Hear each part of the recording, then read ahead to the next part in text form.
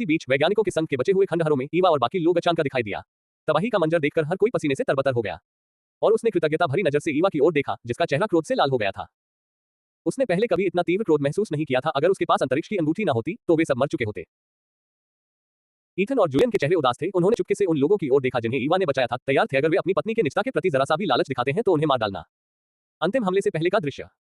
उनके पैरों तले की जमीन चकनाचूर हो गई। बिना किसी झिझक के ईवा ने एथन को धक्का दिया, जो कि ठीक उसके बगल में उसके स्पेस रिंग में। उसने पास के एक खंभे को पकड़ लिया और खुद को ऊपर की ओर झुलाने लगी। ठीक उसी समय पत्थर के मलबे की बारिश होने लगी, जो उसके चेहरे पर खरोंच पैदा कर खून बहा रही थी। जूलियन तुरंत ही उसकी मंशा समझ गया। वह अचंभित वैज्ञानिकों के पास टेलीपोर्ट हो गया, उन्हें ईवा की ओर ले जाते हुए।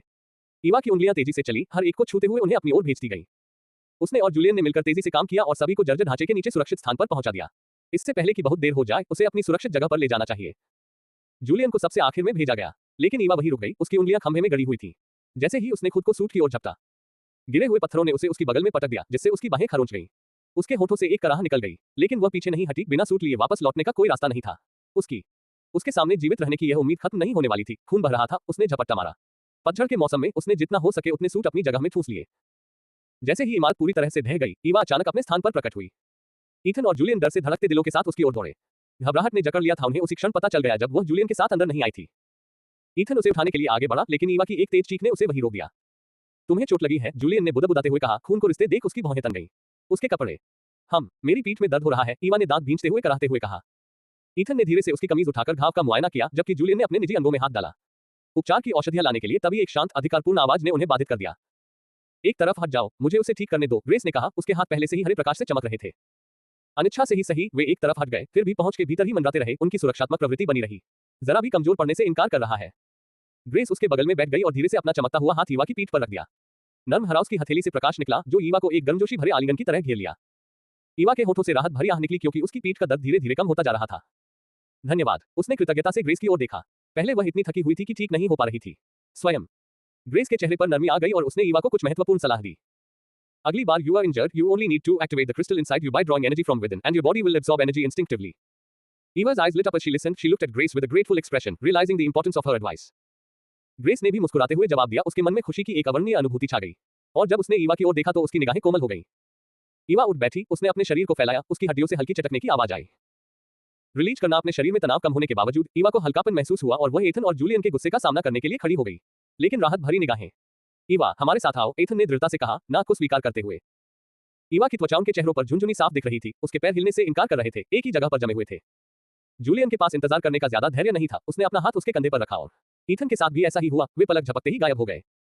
ईवा नाम सुनते ही ग्रेस का दिल जोर से धड़कने लगा, लेकिन उसने तुरंत उस विचार को झटक दिया। यह महज एक संयोग था। उसकी बेटी का नाम भी ईवा था, लेकिन उसे उम्मीद जगाने से डर लगता था। जड़ पकड़ लेते हैं, लेकिन निराशा से चूर चूर हो जाते हैं। उसने अपनी निगाहें उस खाली जगह पर घुमाई जहां से वे गायब हो गए थे, और उसके चेहरे पर शिकन आ गई। चेहरा। फिर एक गहरी आह भरते हुए उसने वैज्ञानिकों की ओर रुख किया, जो अभी भी उस विचित्र घटना से मंत्रमुग्ध थे, और ईवा के दायरे के अंदर एक अद्भुत दुनिया। स्टोन ने मुट्ठी भर रेत उठाई, उसे अपनी नाक के पास लाया और सूंघा। उसकी आंखें मिट्टी की महक से स्पर्श होते ही आंखें चौड़ी हो गईं। इसके बाद वह पेड़ों की ओर बढ़ा। उसकी निगाहें जीवन से खिलती जड़ों पर टिकी थीं, और उसकी उत्साह से उसका दिल जोर से धड़कने लगा। अद्भुत, अद्भुत, हाँ, यह एक चमत्कार है। इसकी खुशबू, इसका स्पर्श, सब कुछ असली है। यहाँ तक कि ईवा। स्टोन ने पेड़ को गले लगाते हुए खुशी से कहा। उसे पेड़ की खुरदरी छाल का स्पर्श बहुत अच्छा लग रहा था। उसके बाजू। पहले तो वे में अचानक हुए बदलाव से इतने स्तब्ध और भयभीत हो गए थे कि उनके दिमाग उस अद्भुत दृश्य को समझ नहीं पा रहे थे जो उनके सामने था। स्टोन के हाथ ईवा पर एक परीक्षण करने के लिए इतने बेचैन थे कि वह पूछना चाहता था, ये जगह कैसे अस्तित्व में आई? इस छोटी सी दुनिया के पीछे कौन सी तकनीक है? क्या वह दोहरी शक्ति का उपयोग करती है, और क्या यही कारण है? क्या ये वही दुनिया है जिसे उसने बनाया था? ये कौन सी अनोखी शक्ति है? स्टोन ने खुद से बात की, न कि किसी और से। उसे पता था कि वह ये शब्द जोर से बोल रहा है, तभी उसे अपने कंधे पर एक थपकी महसूस हुई। स्टोन अचानक अपने विचारों से जाग उठा और ग्रेस की तीखी, ठंडी निगाहों से मिलने के लिए मुड़ा। वह जम गया। उसका दिल धड़कना बंद हो गया, क्योंकि उसकी घूरती निगाहों के भार ने उसे जकड़ लिया था। अपनी टीम को चेतावनी दें। क्या ईवा के बारे में आपके मन में कोई और विचार नहीं है, या आपको बाद में पछतावा होगा? उसके अंतिम शब्द उसकी गर्दन पर रखी हुई म्यान से निकली तलवार की तरह थे, और वह फूट फूट कर रो पड़ा। ठंडा पसीना। जी, स्टोन हकलाते हुए बोला। उसे लग रहा था कि मैडम ग्रेस उसके भतीजों से भी ज्यादा डरावनी है। द ग्रेस के लहजे में छिपी धमकी को सुनते ही मन में पनप रहे अन्य विचार तुरंत शांत हो गए। उन्होंने आसपास की हवा की सचमुच सराहना की, जबकि कुछ लोगों ने सूट उठा लिए। Ground counting how many Eva was able to save. इसी बीच जंगल में एथन और जूलियन ईवा के सामने खड़े थे। उनके चेहरे पर उदासी छाई हुई थी। ईवा ने पहले कभी ऐसा नहीं देखा था। उनकी दमनकारी चुप्पी उसे वहीं जकड़ रही थी। ईवा घबरा गई। उसके दिमाग में तरह तरह के विचार दौड़ रहे थे, और उसने अपनी आस्तीन से ढीला धागा खींच लिया। उसने क्या गलती की, इस बारे में उसके विचार। ईवा, क्या तुम्हें इस बात का एहसास भी है कि क्या हो सकता था? आखिरकार एथन ने पूछा। वे उसे घूरने लगे। ईवा ने देखा कि वह बेखबर भाव से अपना सिर हिला रही थी। जूलियन ने अपनी भौहों के बीच की जगह को रगड़ा और उसे बुरी तरह पीटने की इच्छा को दबाने की कोशिश की। क्या आपको इस बात का अंदाजा है कि इमारत के ढहते समय उन सूटों को पकड़ना कितना खतरनाक था? ढह रहा है। जब वह उसे घूर रहा था तो उसके चेहरे पर क्रोध और भय का तूफान सा झलक रहा था। ईवा ने अपना सिर झुकाया, वो सचमुच असमंजस में थी। जहां तक उसकी बात थी, वे सूट सतह तक पहुंचने के उनके पास बस यही एक जरिया था, वो उन्हें किसी भी कीमत पर पीछे नहीं छोड़ सकती थी। मुझे उन सूटों को बचाना था। मैं जानबूझकर अपनी जान जोखिम में नहीं डाल रहा था, मैंने सिर्फ वही उठाया जो मुझे चाहिए था। सकना। ईवा की आवाज दृढ़ थी, उसका रुख अटल था। उसे विश्वास नहीं हो रहा था कि उसने ऐसा किया है। कुछ गलत है। इसका मतलब यह नहीं है कि तुम्हें खुद को खतरे में डालना चाहिए था। एथन ने पलटवार किया, उसकी आवाज में तीखापन था। चिंता से व्याकुल। भले ही यह संग समाप्त हो जाए, फिर भी ऐसे अन्य वैज्ञानिक हैं जो नए निर्माण कर सकते हैं। सूट। लेकिन आप जैसा कोई दूसरा नहीं है। उसने अपने जबड़े भींच लिए, स्पष्ट रूप से वह हताश था। सच कहूं तो काश तुमने उन्हें बचाया ही ना होता। अब उन्हें आपकी जगह के बारे में पता चल गया है और इससे आपको खतरा हो सकता है। जूलियन ने बगल से कुछ बुदबुदाया। क्या आपने नहीं देखा कि वहां क्या हो रहा है? क्या आपको सच में लगता है कि अभी भी समय है? शहर के ढहने से पहले नए सूट। ईवा चिल्लाए। उसे जो निराशा और भय था, अपनी स्वाभाविक चंचलता के पीछे छुपा हुआ मुखौटा उतारकर उसने दोनों पुरुषों को सन्नाटे में डाल दिया। जब से वह इस दुनिया में आई है, तब से एक के बाद एक अराजक घटनाएं घटित होती रही हैं। वह शहर में अंधेरा छा जाने से पहले उसे अपने नए जीवन का आनंद लेने का मौका भी नहीं मिला था। और ऊपर मंडराती हुई जर्जर ब्रेथ फौज ने स्थिति को और भी बदतर बना दिया। माफ करना, जूलियन ने धीरे से कहा और उसे कसकर गले लगा लिया। हमें इस बात का एहसास नहीं था कि आप ऐसा महसूस करते हैं। रास्ता। ईथन की मुट्ठी कस गई, वह मन ही मन ईवा के डर को न समझने के लिए खुद को दोषी ठहरा रहा था। वह शुरू से ही छिपा हुआ था। ठीक है, थोड़ा आराम करो। तुम मेरा गला घोंट रही हो, ईवा ने बुदबुदाते हुए कहा, उसकी रूखी आवाज ने सब कुछ भेद दिया। भारी हवा। जूलियन ने अपनी पकड़ ढीली कर दी और ईवा के चेहरे पर फिर से वही सामान्य शांति छा गई। मैं नहीं चाहता अब इस बारे में और बात नहीं करनी है। चलो वापस चलते हैं, मुझे बहुत भूख लगी है। मानो अपनी बात को साबित करने के लिए पेट से जोरदार आवाज आए। अगली बार जब आप दुखी या डरे हुए हो तो हमारे पास आए। सब कुछ अपने अंदर मत रखो, एथन ने धीरे से कहा। उसने धूल से सने बालों की एक लट को कान के पीछे किया। ईवा ने जवाब में गुनगुनाया, उनकी चिंता में उसका दिल को छू लेने वाला भाव था, लेकिन यह आराम अल्पकालिक। उसके पेट से फिर से गुड़गुड़ाहट की आवाज आई। Julian let out a helpless smile before teleporting them back to the clearing. शुक्र है, आसपास कुछ फल थे जिन्हें ईवा थोड़ी देर आराम करते समय खा सकती थी। वह स्थान। उपस्थित। ईवा चुपचाप खड़ी रही, उसके अंदर क्रोध उबल रहा था। जब वह बोलती थी तो उसकी आवाज बर्फ की तरह ठंडी होती थी। वह ग्रेस की ओर मुड़ी। किसने किया ये? अध्याय 92, हम इस पर बाद में चर्चा करेंगे। कुलीन वंश। चलिए यहां से चलते हैं। ग्रेस की मुट्ठी दबी हुई क्रोध से कांप रही थी।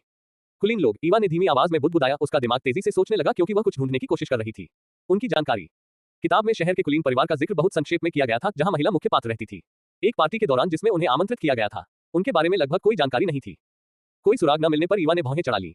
उसका गुस्सा भड़क उठा, वह बस इस सब को खत्म करना चाहती थी। उन्हें। ईवा को उसकी कमर के चारों ओर लिपटे गर्म हाथ ने अचानक वास्तविकता से जगा दिया। उसे महसूस हुआ उसके पैर जमीन से ऊपर उठ गए और फिर उसे एथन के जानवर पर बिठा दिया गया। जब से एथन और जूलियन को पता चला है कि यह कुलीन परिवारों का काम है, तब से वे चुप हो गए हैं। उस शब्द का जिक्र होते ही उनके चेहरे गंभीर हो गए, इससे उनकी पुरानी यादें ताजा हो गईं। काश मैं दफन ही रहता। वे जानते थे कि हमले के पीछे बुरा आदमी नहीं था, वह बहुत ही स्वाभिमानी और नेक इंसान था। प्रहार अंधेरे से बाहर आना उसके लिए तुच्छ था।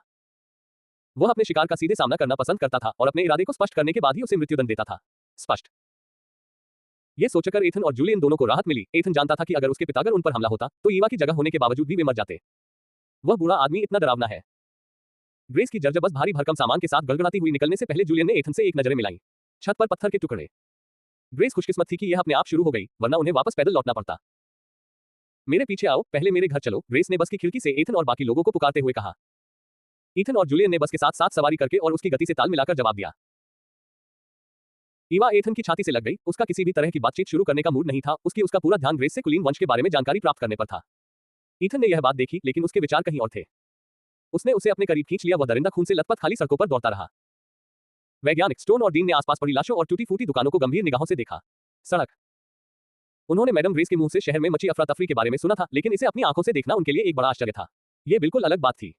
हमें शवों के साथ कुछ करना होगा और वह भी जल्दी। यह शव हवा को प्रदूषित कर सकता है। हम अपने ऊपर महामारी नहीं चाहते, स्टोन ने गंभीर स्वर में कहा।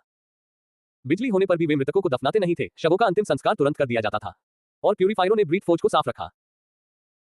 लेकिन अब हालात अलग थे, प्यूरीफायर चलाने के लिए बिजली नहीं थी और अगर हवा दूषित हो गई, एक महामारी पूरे शहर को अपनी चपेट में ले लेगी। यह मुश्किल से था, holding on as it was, waiting for a solution. मुझे इसकी जानकारी है, लेकिन ऐसा लगता है कि अन्य कनिष्ठ प्रशासकों के साथ पहले ही समान रूप से व्यवहार किया जा चुका है। कुआं। ग्रेस के आखिरी शब्द फुसफुसाहट के रूप में निकले। हमले की शुरुआत से ही उसे पता था कि उनकी तरफ चीजें सुरक्षित नहीं है, क्योंकि दुश्मन को आसानी से पता चल सकता था कि वह जीवित है। उन्हें यह संदेश उन तेज गति से नशा करने वालों के मुंह से मिल गया होगा, उसके पास केवल एक ही विकल्प था। इसके लिए उसने अपने पति के आदमियों और एथन का इस्तेमाल किया। स्टोन ने उसकी बातों पर सहमति में सिर हिलाया और बस में सन्नाटा छा गया, क्योंकि वे अपनी यात्रा जारी रखने लगे। सबके चेहरे उदास थे और थकान उनकी भौहों पर साफ झलक रही थी। बस के हल्के हल्के हिलने डुलने से स्टोन और वैज्ञानिक को नींद आ गई। आखिरकार थकान दूर हो गई। उन्हें पछाड़ते हुए कुछ समय बीत गया और वे अपने गंतव्य पर पहुंच गए। बस एक सुनसान इलाके से गुजर रही थी। हवेली के सामने रुकने से पहले वह स्टेट गेट से गुजरी। ईवा, जाग जाओ। ईथन ने धीरे से उसके कंधे को धक्का दिया। वह नींद में भौहें सिकोड़ती रही, पलकें झपकाती रही। जागने से पहले वह काफी देर तक फड़फड़ाती रही। उसने उसे नीचे उतरने में मदद की और वह लड़खड़ा गई। अभी भी उसे चक्कर आ रहा था। कुछ क्षणों के लिए ईवा झुक गई, ईथन के भेड़िए के खिलाफ खुद को संभालते हुए। उसने अपना चेहरा उसके फर पर रगड़ा। उसे फिर से नींद आने लगी, लेकिन तभी उसे उस महान व्यक्ति का ख्याल आया। कबीले के लोगों ने उसे झटक कर जगा दिया। चल दर। वह किसी से विशेष रूप से कुछ बुदबुदाती हुई एथन और जूलियन के पीछे पीछे चल रही थी। वे लोग किनारे पर उसका इंतजार कर रहे थे। ईवा की आंखें झपकी। उनमें कुछ अजीब सा महसूस हो रहा था, हालांकि वह ठीक से बता नहीं पा रही थी कि क्या अजीब था। उसने उस विचार को एक तरफ रख दिया। फिलहाल कोई और अधिक महत्वपूर्ण चीज थी जिस पर उसे ध्यान केंद्रित करने की जरूरत थी। जैसे ही ग्रेस ने दरवाजा खोला, वे उसके पीछे पीछे चले गए। ग्रेस ने दरवाजा खोला और लगभग तुरंत ही सीढ़ियों से कदमों की गड़गड़ाहट सुनाई दी। थोड़ी ही देर में उन्हें लियो की आकृति दिखाई दी। लियो ने ऊपर से नीचे तक ग्रेस पर एक नजर डाली। वह चोट के किसी भी निशान की तलाश में नीचे की ओर देखने लगी, ये भूलकर कि वह खुद को ठीक कर सकती थी। क्या हुआ? तुम धूल से क्यों ढके हुए हो? लियो ने चिंता से भरी निगाहों से पूछा। जैसे ही उसने हल्के से उसके बालों से धूल झाड़ी, छोटे छोटे पत्थर लुढ़ककर बाहर निकल आए। मैं ईवा की मदद से ही जीवित हूं। वैज्ञानिकों के संगठन को बमबारी करके पूरी तरह से नष्ट कर दिया गया। ग्रेस ने कहा। उसने अपने चेहरे पर सच्ची राहत के भाव के साथ ईवा की ओर इशारा करते हुए कहा, उसके बिना वह कुछ भी नहीं कर सकती थी। अपने पति या बेटे को फिर कभी ना देख पाने की उम्मीद। क्या? लियो की चीख पूरे महल में गूंज उठी।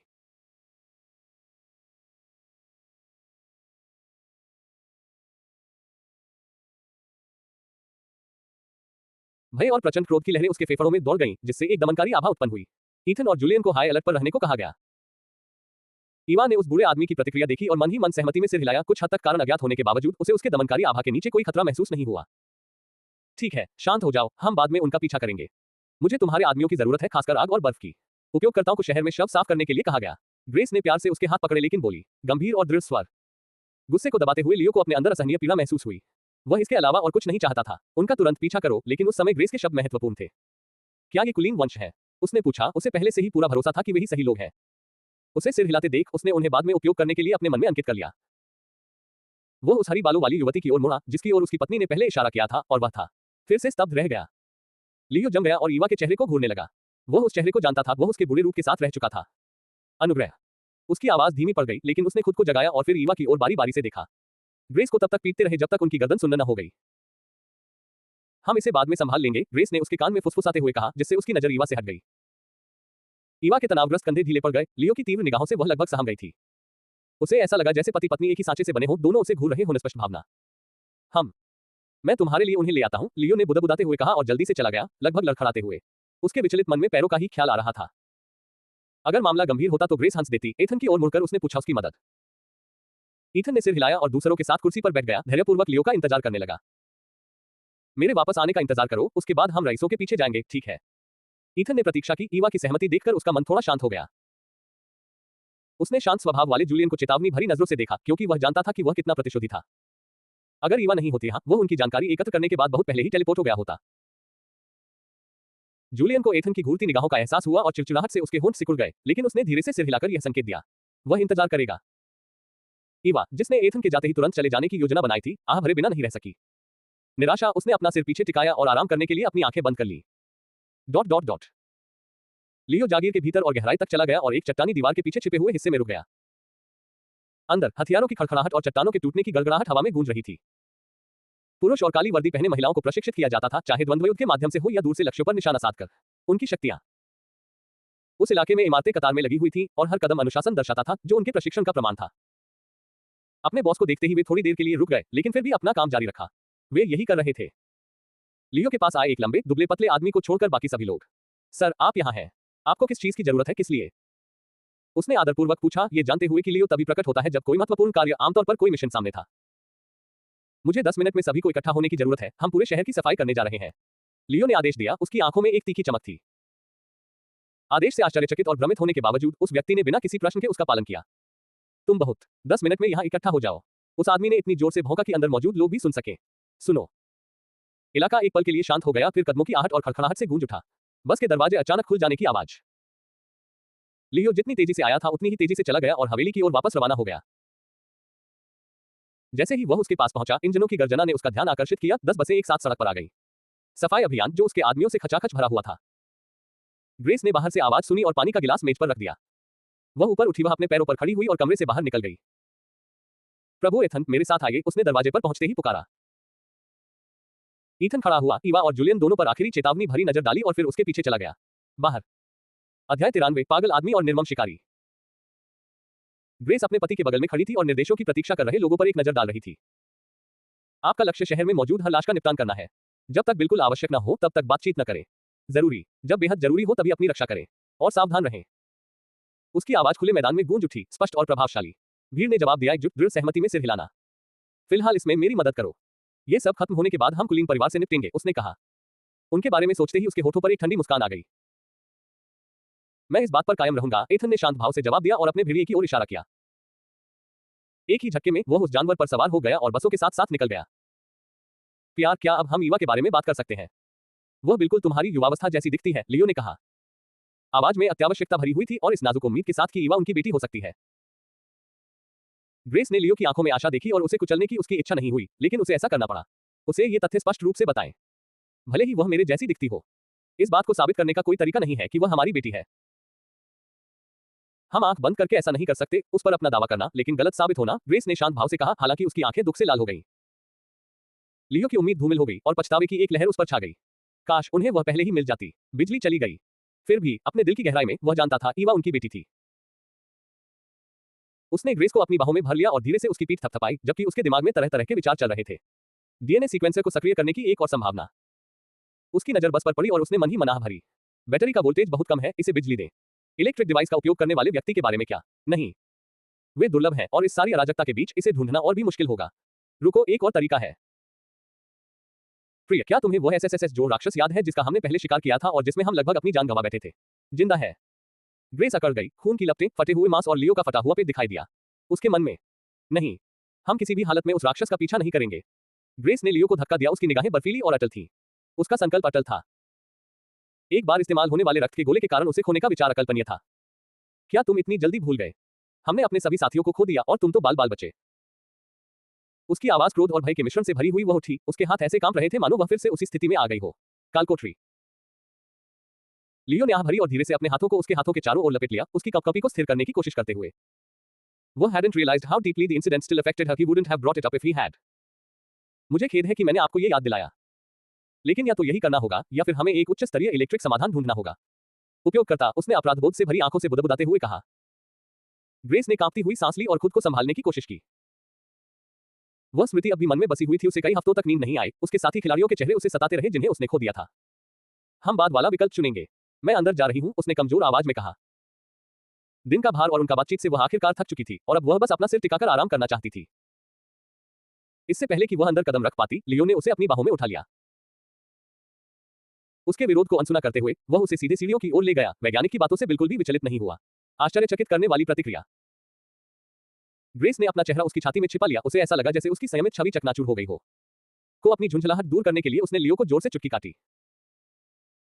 केवल ईवा को ही, जिसने ग्रेस के प्रसिद्ध खंडन के बारे में नहीं सुना था, वे जोड़े प्यारे लगे। मैं तुम्हें भी उठा सकता हूं, तुम्हें पता है ना, जलन करने की कोई जरूरत नहीं है, जूलियन ने चिढ़ाते हुए कहा। वह उसकी नजरों के सामने आ गया। ईवा ने भौहें चढ़ाकर उसका चेहरा एक तरफ धकेल दिया। कौन ईर्ष्या कर रहा है? आप मुझे बस रोक रहे हैं, एक प्यारे बुजुर्ग जोड़े की प्रशंसा करते हुए। मिठाई, उन्हें। जूलियन ने उस अजीब शब्द को अपनी जीभ पर घुमाते हुए दोहराया, मानो वह कोई विदेशी भाषा। जिन उपाधियों को वह जानता था, वे थी पागल और निर्मम शिकारी, इसके अलावा उनका एकांतप्रिय, छाया में रहने वाला बेटा। जूलियन ने अपना सिर हिलाया, उसे लगा कि यह परिवार एक भयंकर, खतरनाक गड़बड़झाला है और उसे खुशी थी कि वह उनका उनसे कोई लेना देना नहीं था। आह, मैं उन्हें फिर कभी नहीं देख पाऊंगी। ईवा की निराशा भरी आह ने जूलियन को चौंका दिया। विचार, क्या हमें वापस लौटना चाहिए या एथन का इंतजार करना चाहिए? जूलियन ने कहा, हो सकता है कि वह कुछ समय के लिए व्यस्त रहे। हालांकि उसे संदेह था कि इंतजार करने से कोई फायदा होगा। फिर भी वह ईवा की राय जानना चाहता था। ईवा ने अपनी जगह से एक फल निकाला और जवाब देने से पहले उसे खा लिया। मुझे बहुत भूख लगी है और मैडम ग्रेस स्पष्ट रूप से इस बारे में बात करने को तैयार नहीं है कि यह सब किसने किया। बमबारी, चलिए वापस चलते हैं। ईवा ने आह भरते हुए अपना पेट सहलाया। फल से उसकी भूख शांत नहीं हो रही थी, अगर कुछ भी करने से स्थिति और बिगड़ रही थी।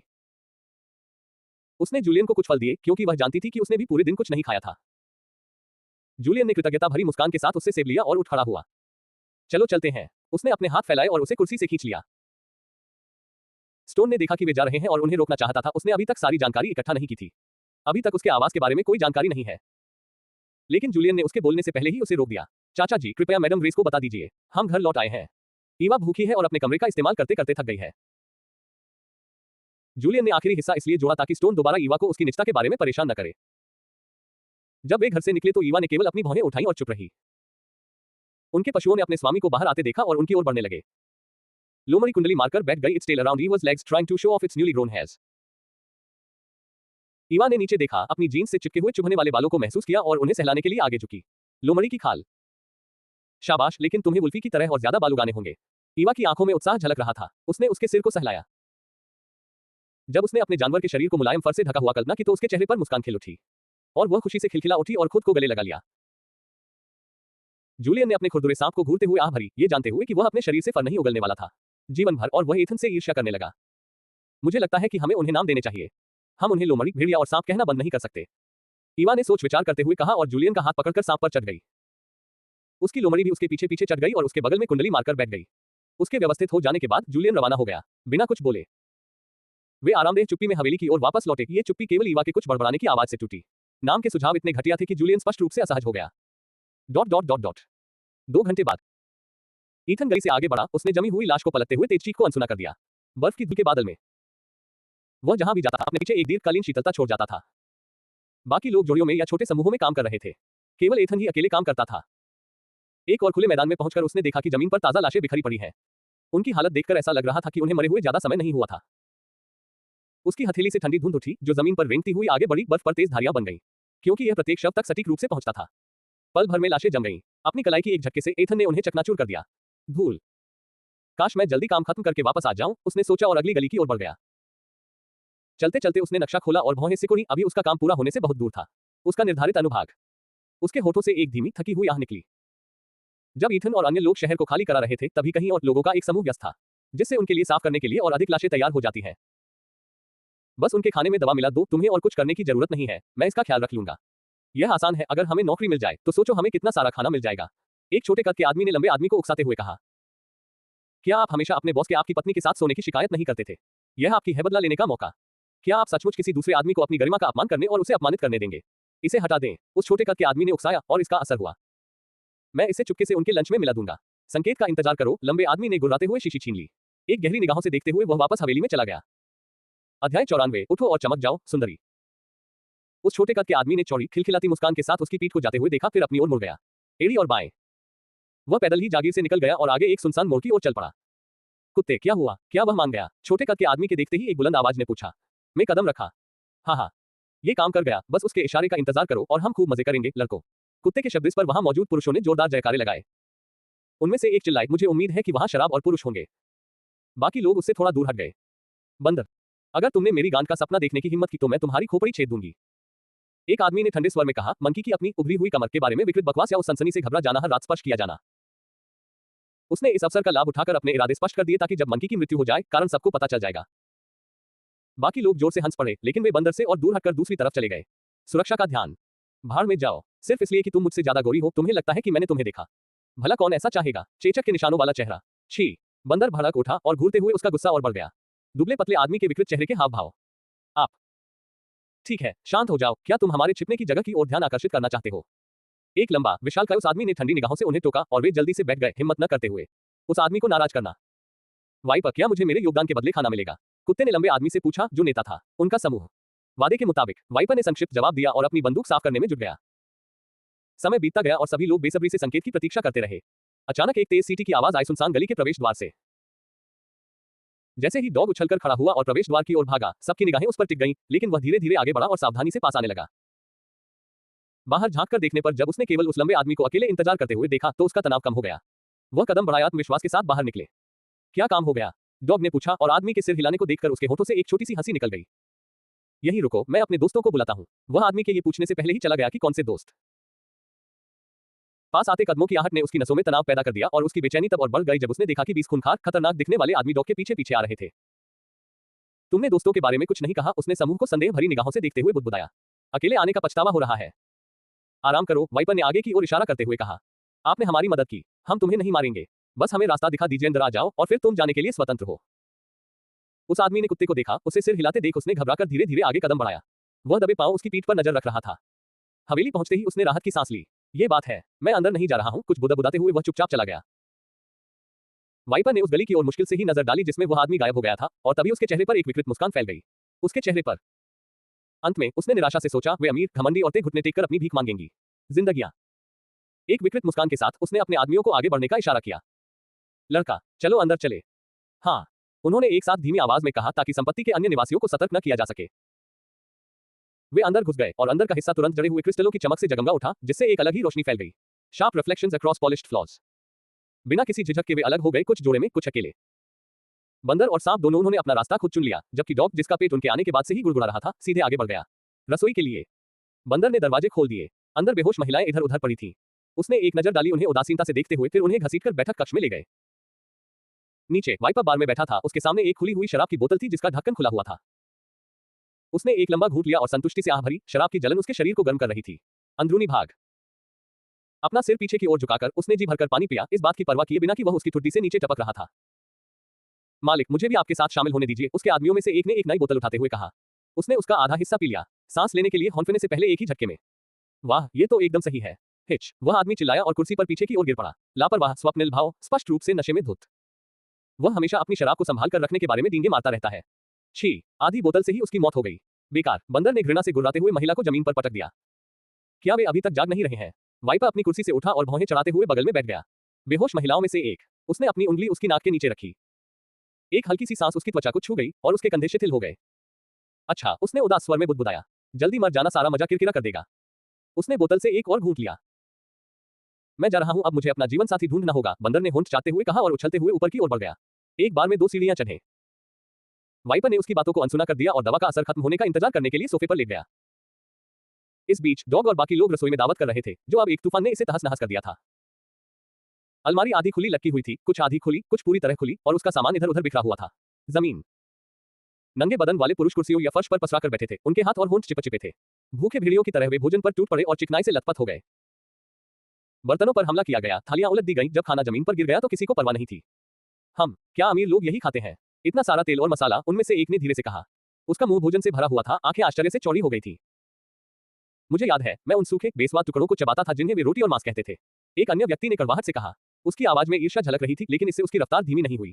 वह खाता रहा जैसे उसे डर था कि यह गायब हो जाएगा। कुत्ते, मुझे पानी दो, किसी ने आवाज लगाई। लेकिन डॉग ने कोई प्रतिक्रिया नहीं दी, उसका चेहरा खाने में डूबा हुआ था। उसने बर्तन में हाथ डाला, उसने उबलते हुए अंडे निकाले और बिना हिचकिचाए उन्हें छील दिया। एक एक करके उसने उन्हें अपने मुंह में डाला और निगलते समय गर्मी से राहत की सांस ली। प्रत्येक संपूर्ण। वे टिड्डियों के झुंड की तरह घर में घुस गए, जबकि घर के निवासी लेटे हुए थे, अचेत। अंततः बंदर मुख्य शयन कक्ष में पहुंच गया। उसने दरवाजा धक्का देकर खोला और उसी क्षण उसकी नजर अंदर मौजूद आकृति पर पड़ी, उसकी सांसें थम गईं। एक गोरे रंग का आदमी बिस्तर पर लेटा हुआ था, उम्रदराज लेकिन आकर्षक। उसका शरीर थोड़ा नीचे की ओर झुका हुआ था, चादरें और उसने जो ढीला चोगा पहना था वह उसके शरीर से चिपका हुआ था। बंदर की निगाहें नीचे की ओर चली गईं। कुछ देर रुकने के बाद निगलते समय उसका गला ऊपर नीचे हुआ। जैसे ही दवा का असर खत्म हुआ, उसने चुपचाप दरवाजा बंद कर दिया। उठो और चमक जाओ, सुंदर, बंदर ने धीरे से कहा और पास आ गया। ब्रैंडन करवट बदला, उसका सिर दर्द कर रहा था और दृष्टि धुंधली थी। उसने पलकें झपकाईं और उसका दिल बैठ गया। जब उसकी दृष्टि साफ हुई तो एक अपरिचित पीले चेहरे वाला आदमी उसे घूर रहा था। कुछ गड़बड़ थी। उसके हाथ पैर भारी लग रहे थे और एक ठंडी घबराहट ने उसकी छाती को जकड़ लिया था। कैसे? हिम्मत करो, आप। उसने कर्कश स्वर में कहा, नशे के कारण उसकी आवाज लड़खड़ा रही थी। उसने खुद को उठाने की कोशिश की, लेकिन उसकी मांसपेशियों ने साथ देने से इनकार कर दिया और वह अपनी शक्तियों का उपयोग नहीं कर सका। उसकी भौहें उलझन और हताशा से चेहरा सिकुड़ा हुआ। बंदर खिलखिलाकर हंसा, उसकी आंखों में लालसा की चमक थी। तेज तर्रार, उसने फुसफुसाते हुए कहा, और पहले से ही खींच रहा था ब्रैंडन के कपड़े। रुकना, मैं तुम्हें कुछ भी दे सकता हूँ। धन, खाना, पुरुष चाहो, मुझे जाने दो। उसने विनती की, उसकी आवाज धीमी थी लेकिन उसमें हताशा झलक रही थी। बंदर ने प्रताप को नजरअंदाज कर दिया। उसकी मुस्कान और भी गहरी हो गई। लेकिन मैं चाहता हूं, उसने ब्रैंडन की जान को कसकर दबाते हुए कहा। चिंता मत करो, मैं आ जाऊंगा। नर्म रहे क्योंकि यह आपका पहली बार है। ब्रैंडन का डर क्रोध में तब्दील हो गया। ऐसा मत करो, उसने फुफकारते हुए कहा। आप इस पर पछताएंगे। मैं कसम खाता हूं, मैं जब तक तुम दफन नहीं हो जाते तब तक तुम्हारा पीछा करते रहेंगे।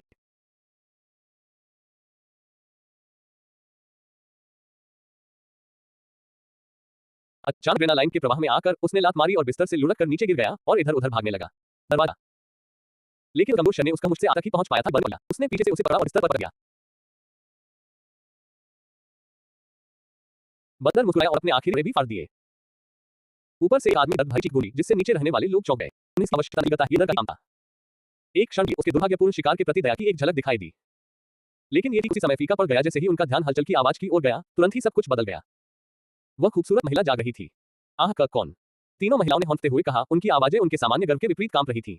उनके चेहरे से भाव गायब हो गए। क्या आपको मैं याद हूं, मिस? वाइपर ने पूछा। उसकी आवाज कोमल थी, फिर भी उस पर उसकी पकड़ बहुत मजबूत थी।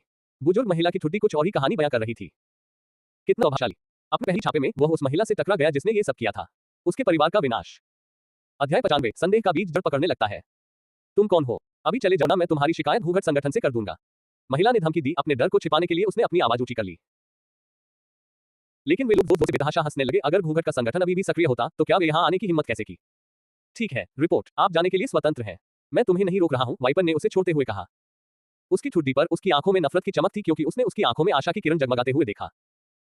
दोनों महिलाएं उसे उठते और दरवाजे की ओर बढ़ते हुए देखती रहीं।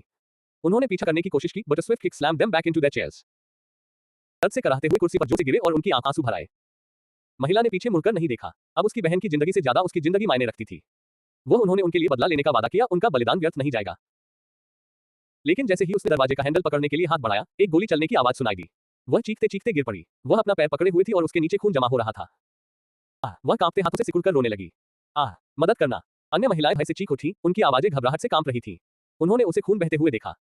क्या तुम इतने बेवकूफ हो? तू सोचा था कि मैं तुम्हें जाने दूंगा, है ना? वाइपर बुदबुदाया जैसे ही वह उसके बगल में दुबक कर बैठ गई।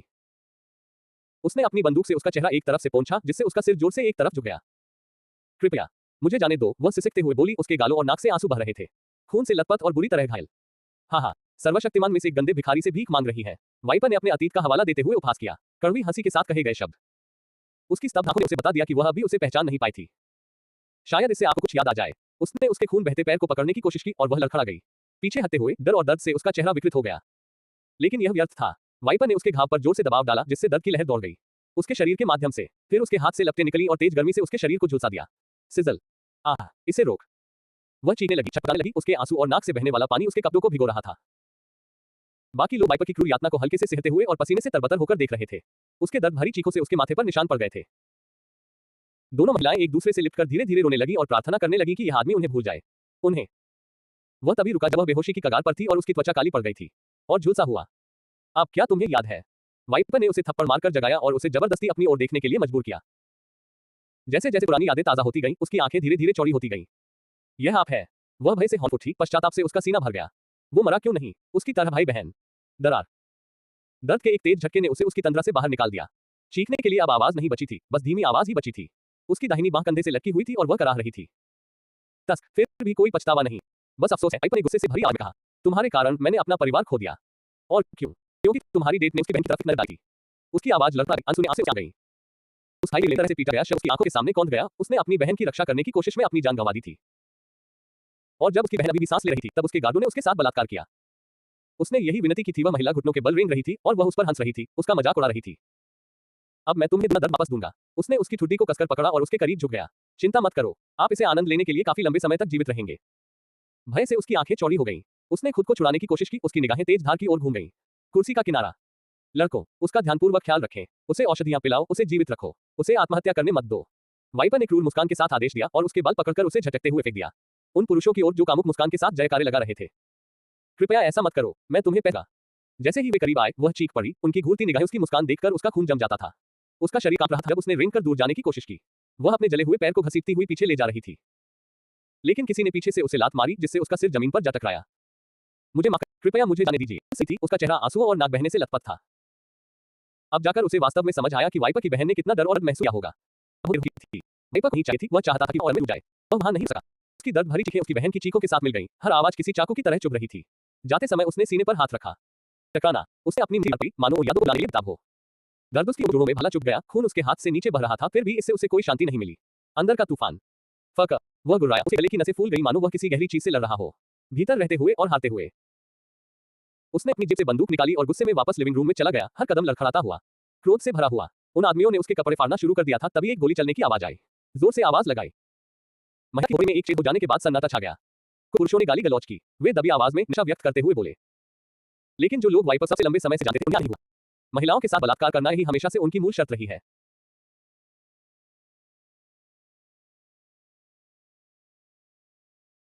चौंक गए थे। उन्होंने सोचा था कि शायद वह बदल गया, लेकिन एक शॉट ने उन्हें गलत साबित कर दिया। बिना कुछ कहे या देखे उसने महिला सिर में गोली मार दी। यातना देने की इच्छा समाप्त हो गई थी, उसमें अब इसके लिए हिम्मत नहीं बची थी। शराब और खाना ले आओ, हम जा रहे हैं, उसने ठंडे स्वर में कहा और शराब की बोतल को घसीटते हुए आगे बढ़ा दिया। उसने बाहर निकलने का रास्ता खोज लिया।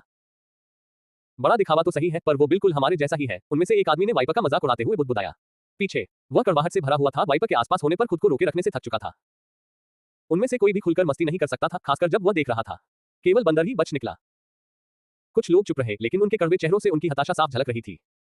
किसी ने भी वाइपर को चुनौती देने की हिम्मत नहीं की, खासकर तब जब आखिरी समूह को जिंदा जला दिया गया था। कालकोठरी लुटेरे वे आम आदमियों जैसे नहीं थे और वे सब ये बात जानते थे। उन्होंने तुरंत आदेशों का पालन किया और हवेली से कीमती सामान लूट लिया, औषधियां, सोना, हथियार, भोजन, कोई भी उपयोगी चीज। बंदर सबसे आखिर में उनके साथ शामिल हुआ। वह आत्मसंतुष्ट और गर्वित दिख रहा था। बाकी लोगों ने उसे हताशा में फेंक दिया। उनके बाहर निकलते समय ईर्ष्या भरी निगाहें उन पर टिकी थीं। कभी भव्य रही वह हवेली अब खोखली और टूटी फूटी खड़ी थी। अगले दिन तक आसपास के आलीशान मकानों को उनके पतन के बारे में पता चल गया। भय और अविश्वास वे बीजों की तरह खिल उठे। अब किसी को भी उनके रक्षकों या नौकरों पर भरोसा नहीं रहा। फिर भी वे ऐसा नहीं कर सके, उन्हें दूर भेज दिया, इस डर से कि इससे आक्रोश या प्रतिशोध की भावना उत्पन्न हो सकती है। लेकिन हालात बेकाबू होने ही वाले थे। लालच और ईर्ष्या मानव स्वभाव का हिस्सा है, इन्हें नियंत्रित करना असंभव है। कुछ नौकर मुर्गे, कुछ गुलाम अपने मालिकों पर टूट पड़ते थे, जबकि कुछ मालिक इस डर से अपने गुलामों को मार डालते थे कि कहीं कुछ और न हो जाए या ऐसा शायद न हो। समय ने अगले सप्ताह घटी त्रासदी का खुलासा किया। यह संपत्ति कभी भी जोशी धनवानों को जीवित रहने के लिए अपनी दौलत छिपानी पड़ती थी, केवल कालकोठरी लुटेरे ही ऐसा कर पाते थे। धनी और खूंखार अछूते रहे। किसी ने भी उन्हें लूटने की हिम्मत नहीं की। उनके दरवाजे पर रखे शवों के ढेर ने किसी को भी चेतावनी दे दी थी कि कोई भी उन्हें लूटने की कोशिश न करे। कोशिश की। यह सब भविष्य में होने वाला था। फिलहाल तो यह सिर्फ संदेह का एक बीज था जो जड़ पकड़ रहा था। अध्याय 96। मैं और मजबूत बनना चाहता हूं। ईवा ने अपना खाना बेपरवाह भाव से खाया, जो कि खाना खाते समय उसका दुर्लभ व्यवहार था। सबसे बड़ी बात तो मांस है।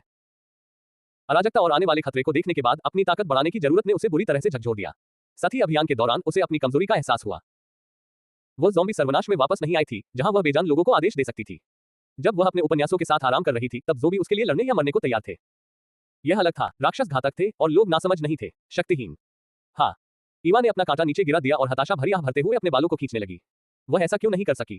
क्या वह अपने पूर्ववर्तियों की तरह ही शानदार ट्रिक्स का इस्तेमाल करके सामान्य दुनिया में पुनर्जन्म ले सकती है? लेकिन कोई नहीं, उसे मौत के करीब की परिस्थितियों से गुजरकर ही अपना हक कमाना पड़ता है। यहां तक कि उसने जो किताब पढ़ी वह भी बेकार, बिल्कुल भी मददगार नहीं। वह जितना ज्यादा इसके बारे में सोचती, उतना ही ज्यादा निराश होती जाती और अपना सिर पटकने लगती, मेज पर गिरकर और चुपचाप हवा में चिल्लाते हुए। उसके सामने बैठे जूलियन को उसके अचानक हुए इस गुस्से पर झटका लगा और वह स्तब्ध रह गया। वे बस खा रहे थे, अभी एक सेकंड पहले क्या हुआ? खांसी। जूलियन ने अपने गले को आराम देने के लिए पास रखे पानी के गिलास की ओर हाथ बढ़ाया, लेकिन तभी उसकी चीख उसे फिर से दम घोटने के लिए मजबूर कर देती है। पानी उसकी नाक में चला गया, जिससे उसकी आंखें लाल हो गईं। उसे तेज खांसी आई। मुझे प्रशिक्षित करो, मैं और मजबूत बनना चाहता हूं। ईवा ने अपनी मुट्ठी ऊपर उठाई, कोशिश करते हुए आगे आने वाले मांसपेशियों के दर्द का सामना करने का साहस जुटाएं। ईवा, कृपया खाना खाते समय चिल्लाना या अजीब व्यवहार करना मत। जूलियन ने विनती की। वह तैयार नहीं था फिर से उस स्थिति से गुजरना पड़ेगा।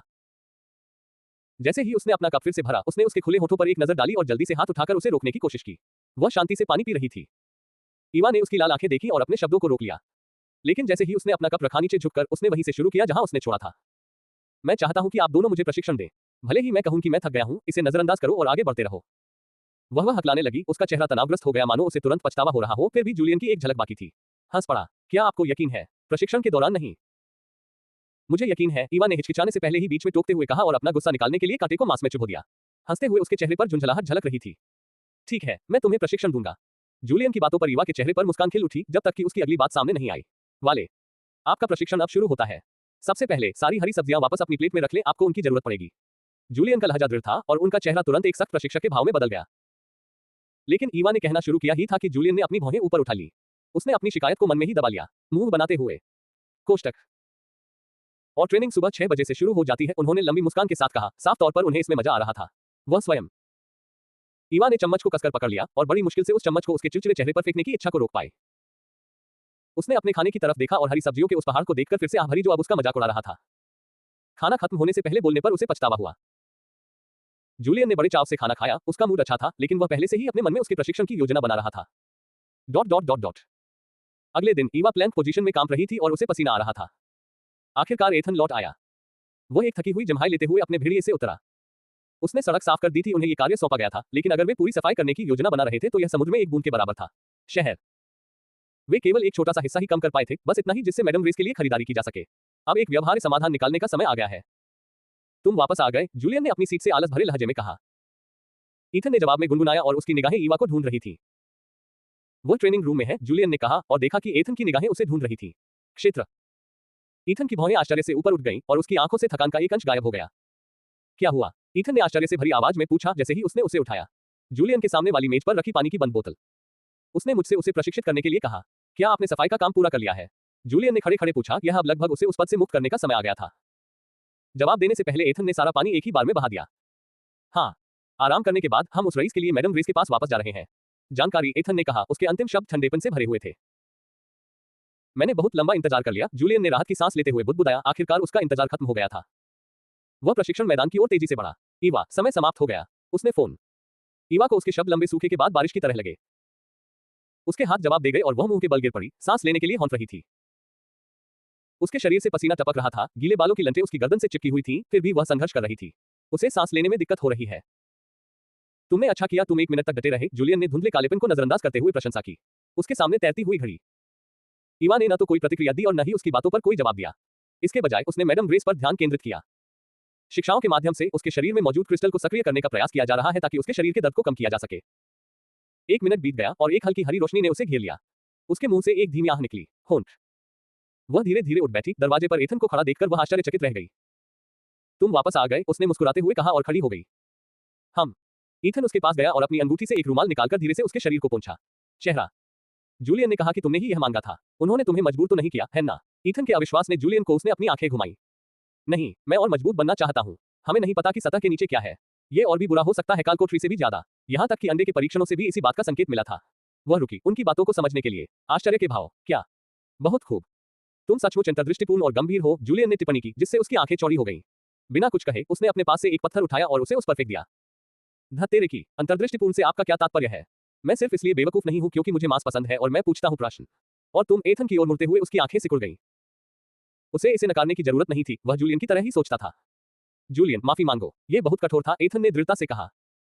जूलियन थोड़ा सहम गया, उसका इरादा इसे जोर से कहने का नहीं था। ईवा प्रिय, मुझे बहुत खेद है। मेरा मतलब ऐसा नहीं था। जूलियन को दोबारा बताने की जरूरत नहीं थी, उसका माफी तुरंत और सच्ची थी। ईवा चुपचाप उन्हें देखती रही, उसका चेहरा बेचैनी से शांत होता जा रहा था, जैसे कि उसका गुस्सा फूट पड़ा हो। ऐसा कभी हुआ ही नहीं था। चलिए प्रशिक्षण पर वापस लौटते हैं, उसने शांत स्वर में कहा और उसके इस शांत लहजे ने उन्हें और भी बेचैन कर दिया। किसी भी चिल्लाहट से कहीं अधिक। ईथन ने जूलियन को तिरस्कार भरी निगाहों से देखा और जूलियन ने शर्मिंदगी से अपना सिर नीचे कर लिया। उसने कहना शुरू किया, लेकिन ईवा ने एक ही नजर से उसे चुप करा दिया। वह अपने दूसरे प्रशिक्षण अभ्यास की ओर बढ़ गया। एक गद्देदार पुतला बीच में लाया गया और जूलियन ने उसे बताया कि कैसे अभिनय करना है, उसकी आंतरिक शक्ति ही उसके हमलों को आगे बढ़ाती है। टकराना, टकराना। ईवा ने मुके मारे, हर वार से पुतला जोर से हिलने लगा, लेकिन जूलियन ने एक झंझनाहट पैदा कर दी। Around her like a persistent fly, almost breaking her focus. प्रिय, क्या तुम थोड़ी देर का ब्रेक लेना चाहोगी? मैं तुम्हारे लिए थोड़ा पानी लाया हूं। आप बहुत अच्छा कर रहे हैं। मुझे खेद है कि ये जुबान फिसलने के कारण हुआ। उसने उसे मनाने के लिए हर तरीका आजमाया, लेकिन उसने उसकी बात अनसुनी कर दी और यांत्रिक भाव से मुके मारती रही। केंद्र। समय समाप्त हो गया है, उसने अंततः कहा। आज के लिए बस इतना ही। यह आपकी कोर मसल्स को मजबूत करने के लिए आपकी दैनिक सुबह की दिनचर्या होगी। मुख्य प्रशिक्षण दोपहर 12 बजे शुरू होगा, जूलियन ने प्रतिक्रिया की उम्मीद में आगे झुकते हुए कहा। लेकिन ईवा ने सिर्फ सिर हिलाया और कमरे से बाहर चली गई। अब उन्हें पता चल गया था, वह वाकई में बहुत गुस्से में थी। अध्याय 97। तो आप हमारे बारे में क्या सोचते हैं? ईवा कमरे में वापस आई, अपने कपड़े उतारे और बाथरूम में चली गई। जैसे ही पानी उसकी त्वचा पर बहने लगा, उसका मन इतना विचलित था कि वह ये सोचने का समय ही नहीं निकाल पाई कि यह अभी भी कैसे बह रहा है। जब बत्तियां गुल थीं। नहाने के बाद उसने एक ढीली कमीज और आरामदायक टॉप पहना और फिर पेट के बल लेट गई। पलंग। उसके होठों से एक कराह निकल गई। वह करवट बदलकर सिर किनारे से नीचे लटकाकर घूरने लगी। वह छत की ओर देख रही थी, इस बात की परवाह किए बिना कि उसके बाल जमीन को छू रहे थे। जूलियन के शब्दों ने उसके भीतर कुछ हलचल पैदा कर दी थी। जिन चीजों को उसने जानबूझकर नजरअंदाज किया था, स्वयं उसके खाली दिमाग की सच्चाई जो उसके व्यक्तित्व का एक बड़ा हिस्सा थी, इससे पहले कि वह एक ज़ॉम्बी गायब हो गया था। उसे बस इतना याद था कि वह एक खंडहर घर में जागी थी, शायद उसके संघर्ष के कारण वह घर तबाह हो गया था। मुड़ने के बाद मुक्त हो जाना। केवल एक चीज जो जानी पहचानी सी लग रही थी, वह थी बिस्तर पर पड़ी एक धूल भरी खुली हुई उपन्यासिका। तब से उसने पढ़ना शुरू कर दिया था। उपन्यास उनके मनोरंजन और जीवन के सबक बन गए और मानव व्यवहार के लिए एक मार्गदर्शिका। हाँ, ईवा ने आह भरी और पीठ के बल फर्श पर लेट गई और अपने पैर बिस्तर पर टिका लिए। शायद मैं थोड़ा सा बेवकूफ हूँ, मुझे मांस और नींद के अलावा और कुछ भी दिमाग में नहीं आता। लेकिन इससे वह लगातार बनी रहने वाली बेचैनी कम नहीं हुई। एक पहचान का संकट जड़ पकड़ चुका था। उसकी दुनिया खाली थी, न परिवार, न दोस्त, बस नए नए किरदार और वफादार ज़ॉम्बी, जिसने ये सुनिश्चित किया कि कोई भी उसकी पढ़ाई में बाधा न डाले। छत को निश्चिंत होकर घूरते हुए उसके होठों से एक और आह निकल गई। इसी तरह एथन और जूलियन ने उसे ढूंढ निकाला।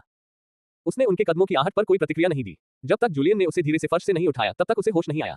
उसने उसकी ओर एक नजर डाली, वही एकमात्र प्रतिक्रिया थी जो वह दे सकती थी। जूलियन कुछ नहीं बोला। उसने बस उसे थामे रखा और धीरे धीरे प्यार से उसके बालों को सहलाता रहा। उसकी भावहीन निगाहों से यह स्पष्ट था कि यह मामला केवल जूलियन की पहले की टिप्पणी के बारे में नहीं था। बिना कुछ कहे वे दोनों उसके दोनों ओर लेट गए, खामोशी से अपनी बाहों में उसे लपेटे हुए। सहायता। कमरा शांत था। उस कमरे में केवल उनके दिलों की धड़कनों की आवाज ही गूंज रही थी।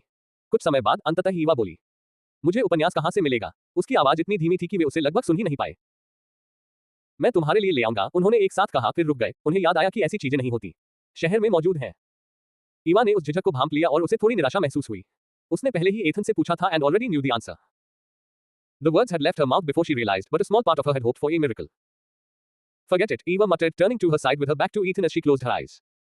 I'm sorry for what I said earlier. Julian ने उसके गालों को सहलाया और उसके बालों को पीछे की ओर खींच लिया। जब उसकी भूरी निगाहें उस पर पड़ी तो उसके बाल बिखरे हुए थे। मैंने पहले जो कहा उसके लिए मुझे खेद है। जूलियन ने उसके गालों को सहलाया और उसके बालों को पीछे की ओर समेट दिया। उसकी भूरी आंखें उस पर टिक गईं और उसने कान खड़े कर लिए। और मुझे भी ऐसा ही सोचने के लिए खेद है। ईथन की सांस उसके कान से छू गई, जिससे उसे थोड़ा कांपना। ये तुम दोनों की वजह से नहीं है, उसने आंखें बंद रखते हुए फुसफुसाया। मुझे अभी याद आया, मैं इस बारे में सोचना नहीं चाहता था। क्या आप हमें बता सकते हैं? जूलियन ने उत्सुकतावश पूछा कि आखिर किस बात ने उसके मूड को इतना खराब कर दिया था। सन्नाटा काफी देर तक बना रहा। जब उन्हें लगा कि वह सो गई है, तभी उसने बोलना शुरू किया। आप में कौन से गुण हैं? आप दोनों ने मुझसे शादी क्यों की? यह सवाल उसके मन में आया था अचानक, लेकिन अब वह सचमुच जानना चाहती थी। उसके सवाल पर दोनों की भौहें तन गईं और वे एक पल के लिए चुप रहे। एक साथ जवाब देना। तुम ही वो इकलौती महिला हो जिसने हमारे दिलों की धड़कनें बढ़ा दी। अरे, बूढ़े आदमी ने कुछ सोचा था, हमें क्या खराबी थी? जूलियन ने बड़बड़ाते हुए कहा, उन घूरती निगाहों को याद करते हुए जिन्हें उसने नजरअंदाज कर दिया था। तुम्हारे मजेदार हाव भाव, नाटकीय प्रतिक्रियाएं, अजीबोगरीब सोचने का तरीका। क्या यही प्यार नहीं है? किसी व्यक्ति की हर बात पसंद करना। ईथन ने अपनी बात खत्म करते हुए उसका चेहरा अपने हाथों में लिया और उसकी आंखों में आंखें डालकर देखा। उसके साथ ईवा के गाल लाल हो गए, लेकिन उसके मन में संदेह घर कर गया। क्या ये बहुत तेज नहीं था? उपन्यासों में उसने पढ़ा कि प्यार होने से पहले महीनों तक डेटिंग और गहरा जुड़ाव जरूरी होता है। क्या ये बहुत तेज नहीं है? हमने एक दूसरे को जानने में महीनों भी नहीं बिताए हैं, न कोई डेट हुई है और न ही कुछ भी। और अब हमारी शादी हो गई है, ईवा ने हैरानी भरी आवाज में कहा। महीने? लोग सचमुच इतनी देर तक इंतजार करते हैं? जूलियन ने आश्चर्य से पूछा। उसका चेहरा उदास हो गया, उसके मन में एक विचार आया। ईथन ने भी उसी तरह का भाव व्यक्त किया। उसने अपनी कोहनियों पर थोड़ा आराम किया, यह महसूस करते हुए कि वे केवल आश्चर्यचकित ही नहीं थे, उनमें कुछ और भी झलक रहा था। उनकी आंखों में गुस्सा झलक रहा था। क्या लोग आमतौर पर एक दूसरे को जानने में महीनों नहीं बिताते? ईवा ने यह महसूस करते हुए पूछा। उनके अचानक गंभीर हुए चेहरों में कुछ अजीब सा भाव था। ये तो बस किसी की भावनाओं के साथ खिलवाड़ करना और झूठी उम्मीद देना है। हम नहीं हैं, कमीने, जूलियन ने दृढ़ता से जवाब दिया। ईवा ने पलकें झपकाईं, वह पूरी तरह से अचंभित हो गई थी। क्या ऐसा ही होना चाहिए? हाँ, मैं अब तो सच में कुछ पता नहीं। ओह। वह बिस्तर पर वापस लेट गई, खुद को पूरी तरह से खोया हुआ महसूस कर रही थी। कालकोठरी में घुसने वाले लोग खतरे की कगार पर जीते हैं, एक गलती और आपकी मौत पक्की। ईवा ने एथन की ओर रुख किया। उन्होंने शांत भाव से उनकी दुनिया की कठोर वास्तविकता को समझाया। हम हर दिन ऐसे जीते हैं जैसे कि वह आखिरी दिन हो सकता है। मृत्यु आने पर पछताने का समय नहीं रहता। बिना चेतावनी के ईथन कुछ देर रुका ताकि लोग उसकी बातों को समझ सके। आप इंतजार नहीं करते। अगर आप किसी को चाहते हैं तो उसे बता दें, और अगर यह काम नहीं करता है तो आप इसे छोड़ देते हैं। बिल्कुल उतनी ही जल्दी, जूलियन ने एथन की बात को पूरा करते हुए कहा। उनकी बातें ईवा के दिमाग में बैठ गईं और उन्हें समझ में आने लगी। उसे उस राक्षस की याद आ गई। उन्होंने इस स्थिति का सामना किया था और सोचा था कि क्या वह अकेले इससे बच सकती थी, फिर उन्होंने उसे झटक दिया। सिर। अब उसे यह बात स्पष्ट रूप से समझ आ गई थी, इस दुनिया में प्रेम प्रसंग या गहरे बंधन के लिए समय नहीं था। किसी के साथ संबंध बनाने से पहले यहाँ जीवन एक निरंतर अस्तित्व का खेल था। दिन भर जीवित रहो या किसी राक्षस के शिकार बन जाओ। खाना। और उसने कालकोठरी की भयावहता को वास्तव में महसूस नहीं किया था, क्योंकि शहर में भी अंधेरा छा गया था। जल्द ही फिर एथन ने पूछा, तो आप हमारे बारे में कैसा महसूस करते हैं? उसका दिमाग सुनना पड़ गया। 3 वह हकलाते हुए बोली और उसका चेहरा लाल हो गया। उनकी निगाहें महसूस करते ही वह घबरा गई और खुद को खींचने लगी। उसके चेहरे पर चादरें पड़ी हुई थी। शायद वह अनिश्चित थी, या शायद वह बोलने की हिम्मत ही नहीं कर पा रही थी। शब्द तो सही था, लेकिन वह जानती थी कि उसकी भावनाएं केवल पसंद से कहीं अधिक गहरी थी। ये वर्षों में उसके द्वारा बनाए गए पहले सच्चे संबंध थे। उनकी सावधानी स्पष्ट थी। खांसी, सेक्स बहुत अच्छा था और उनके साथ न रहने का ख्याल उसे परेशान कर रहा था। दिल का दर्द। मुझे तुम दोनों पसंद हो, उसने आखिरकार चादर में मुंह छिपाते हुए धीरे से कहा। उसका चेहरा टमाटर की तरह लाल हो गया था। ईथन और जूलियन थोड़े निराश थे, लेकिन उन्होंने उस पर दबाव नहीं डाला। वह पहले से ही उसका दिल पूरी तरह से जीतना केवल समय की बात थी। प्रिय ईवा, क्या मुझे माफ कर दिया गया है? जूलियन ने धीरे से पूछा और झुकते हुए कंबल को थोड़ा पीछे खींच लिया। उसने मुस्कुराते हुए उसके लाल हुए कान की ओर रुख किया। अगली बार जब तुमने मुझे बेवकूफ कहा तो मैं तुम्हारे सारे चमकदार बाल मुंडवा दूंगी, ईवा ने धमकी देते हुए कहा। उसने हल्की सी नाक सिकुड़ी, लेकिन गंजे जूलियन के ख्याल से ही वह जल्द ही हंस पड़ी। जूलियन ने अपना सिर हिलाया, वह पहले से ही जानता था कि उसके मन में किस तरह की छवि है। ईथन ने जम्हाई को दबाया और उसे और कसकर गले लगा लिया। पीछे न रहने के लिए जूलियन ने उसे वापस खींच लिया। उसकी बाहों में भी। धीरे धीरे कमरे में बैठते ही उनके चेहरों पर संतुष्टि भरी मुस्कान फैल गई। कमरा शांत था। उनके दिल की धड़कन की स्थिर लय को छोड़कर उन्हें इस बात का अंदाजा नहीं था कि आने वाले दिन बाधाओं और यादगार पलों से भरे होंगे। इस तरह केवल उन तीनों का होना दुर्लभ हो जाएगा। अध्याय 98 तुम बदसूरत हो। क्विन के हवेली में आरोन ऊक के साथ अपने जानवर के अंडे पर दरारें बनते हुए देख रहा था। अभिव्यक्ति। एक उलझा हुआ काला पंख बाहर निकला, उसके बाद एक नुकीली चमकदार चोंच दिखाई दी। जब जीव पूरी तरह से अंडे से बाहर आया तो उसके काले पंख हल्की बैंगनी रोशनी में चमक रहे थे। Crystal lights. काव। कौवे ने अपने स्वामी से नजर मिलते ही जोर से चिल्लाया। आरोन ने जुड़ाव महसूस किया। उसने तुरंत ही अपनी उंगलियों को उसके बढ़ते हुए पंखों में फेर दिया। कौवा पहले से ही एक औसत पक्षी से बड़ा था, जिससे उसे आश्चर्य हुआ कि वह कितना बड़ा होगा। बढ़ना। आप बदसूरत हो। उठने से पहले आरोन ने सबसे पहले यही टिप्पणी की। आखिरी बार पक्षी पर एक नजर डालकर वह कमरे से बाहर निकल गया। वह रसोई की ओर बढ़ा, हमेशा की तरह अंधेरे में घुल मिल गया, लेकिन इस बार उसने कुछ अलग ही सुना। लियो, मैंने अपनी बात स्पष्ट कर दी है। या तो हम डीएनए को बिजली देने के लिए एक विद्युत उपयोगकर्ता ढूंढ लें, या तो हम सीक्वेंसर का इस्तेमाल करेंगे या नहीं, ग्रेस ने डाइनिंग रूम से दृढ़ता से कहा। लेकिन हम बच्चे को अपना मानने की पुष्टि में देरी नहीं कर सकते। वह बिल्कुल तुम्हारी हमशक्ल है और मुझे बिजली का इस्तेमाल करने वाले किसी व्यक्ति के बारे में नहीं पता, लियो ने धीरे से जवाब दिया, उसकी आवाज में थोड़ी घबराहट झलक रही थी। ईवा पहुंच से बाहर है, लेकिन उस राक्षस को हराने में हमारी टीम हार गई और अब आप चाहते हैं कि हम फिर से शिकार पर जाएं। अगर मैं मान भी जाऊं तो भी मेरी प्राथमिकताएं इससे कहीं अधिक महत्वपूर्ण हैं, वे सूट और लाशें जिनका काम अभी अधूरा है। सफाई। अपनी बेटी को इतना करीब पाकर भी इसे साबित न कर पाने के गम से ग्रेस की आवाज कांप रही थी। लियो चुप रही, वो उस दबाव और जिम्मेदारी को समझ रही थी जिसका उसे सामना करना पड़ रहा था। साथी परियोजना। दोनों चुपचाप अपना भोजन करने लगे, उनका ध्यान स्पष्ट रूप से कहीं और था। उसने बिना खाए ही अपने दलिया को हिलाया, चम्मच को एक तरफ रख दिया, फिर एकदम जम गई, साथ ही साथ अपने बेटे के अचानक पूछे गए सवाल पर लियो। तुम किस बारे में बात कर रहे हो? डीएनए परीक्षण क्या होता है? और बच्चा? आरोन की आवाज कांप रही थी, उसके हाथ हल्के से कांप रहे थे, उसकी बेजान आंखें अब चमक रही थी। ग्रेस और लियो ने एक दूसरे को देखा, वे असमंजस में थे कि उन्हें ये बात उसे बतानी चाहिए या नहीं। वे उसके बारे में जानते थे, अपनी बहन को ढूंढने की धुन सवार थी और यह अनुमान लगाना मुश्किल था कि वह कैसे प्रतिक्रिया देगा। इसे छिपाने का कोई फायदा नहीं है, मैंने सब कुछ सुना, अब मुझे बताओ, क्या यह मेरी छोटी बहन है? एरोनस ने धीमी आवाज में लगभग फुसफुसाते हुए पूछा। उसके चारों ओर की परछाइयां मानो जीवित होकर हिलने लगी, जिससे क्रिस्टल जैसी रोशनी मंद पड़ गई। ध तेरे की, ग्रेस और लियो ने मन ही मन गाली दी, क्योंकि वे जानते थे कि आरोन अपना आपा खोने ही वाला था। पिछली बार ग्रेस के हस्तक्षेप करने से पहले उसकी परछाइयों ने लगभग उनके शरीरों पर नियंत्रण कर लिया था। बेटा शांत हो जाओ, हमें तो ये भी पक्का नहीं पता कि वह तुम्हारी बहन है या नहीं। लियो ने कोशिश की, लेकिन आरोन ने बात काट दी, उसे भगा दिया। उसका ठिकाना क्या है? आरोन ने संक्षिप्त स्वर में पूछा, उसकी निगाहें अभी कोने में बैठी अपनी मां की ओर टिकी हुई थी। ग्रेस ने अपना बल्ला पहले ही पकड़ लिया था और जरूरत पड़ने पर उसे नॉकआउट करने के लिए तैयार थी। स्टोन अतिथि कक्ष में है, वह उसके भतीजों के साथ रहती है, लियो ने ऐसे कहा जैसे ये शब्दों से घसीटकर उससे दूर ले जाया गया। वह चुपचाप प्रार्थना कर रही थी कि हारून ईवा को वापस ले आए। ग्रेस ने आह भरी और अपना हाथ अपनी आंखों पर रख लिया। उसे पता था कि लियो आरोन का इस्तेमाल कर रहा है, लेकिन उसने ऐसा नहीं किया उसे रोकने के लिए हस्तक्षेप करे। लियो के बोलते ही एरोन पलक झपकते ही कमरे से गायब हो गया। मुझे पता है तुमने क्या किया है, ग्रेस ने लियो को घूरते हुए बुदबुदाते हुए कहा और उसके साथ खड़ी हो गई, पीछे पीछे चलते हुए। क्या? मैंने कुछ नहीं किया। तुम जानते हो कि जब वो भावुक होता है तो कैसा हो जाता है, लियो ने कहा। हालांकि मासूमियत से उसके होठों के कोने हल्के से मुड़ गए। ग्रेस ने उसे तिरछी नजर से देखा और नाक सिकोड़ते हुए सिर हिलाया, लेकिन मन ही मन वो उन्हें उम्मीद थी कि उनका बेटा सफल होगा। आरोन दीवारों को भेदते हुए बिना दरवाजा खटखटाए या चेतावनी दिए कमरों में प्रवेश कर जाता था। आह! एक कनिष्ठ वैज्ञानिक चीख उठा, अपने नंगे निचले हिस्से पर कंबल कसकर पकड़े हुए, जबकि आरोन दीवार तोड़कर बाहर निकला। अंतर्दर्शन के लिए क्षमा करें, क्या तुम स्टोन हो? अगर नहीं तो वह किस कमरे में है? आरोन ने पूछा। अभद्र प्रवेश के बावजूद उन्होंने विनम्रता से व्यवहार किया। उस आदमी ने उसे गौर से देखा, फिर उसे ग्रेस के एकांतप्रिय बेटे के बारे में फैली अफवाहें याद आ गई। आप मैडम ग्रेस के बेटे हैं? उसने पूछा। जब आरोन ने सिर हिलाया तो वह आदमी शांत हो गया। वह गलियारे के आखिर में स्थित कमरे में है, उस आदमी ने जल्दी से कहा। पलक झपकने से पहले ही आरोन दीवार के पार गायब हो गया। मुश्किल, वह वहां सांस कैसे लेता होगा? वह आदमी कुछ बुदबुदाया और उत्सुकता से थपथपाने लगा। ठोस दीवार। आखिरी कमरे के अंदर स्टोन ने फर के चर्मपत्र पर नोट्स लिखना अभी अभी समाप्त किया था। उसने उसे मोड़कर अपने स्पेस बैग में रख दिया, तभी आरोन वहां आ गया, जिससे वह लगभग डर गया। मौत। शुभ संध्या सर स्टोन, मैं आरोन हूं। अचानक आने के लिए क्षमा करें, मुझे आपकी मदद की जरूरत है। कुछ तो करो, आरोन ने विनम्रता से कहा और स्टोन को भड़कने से रोक दिया।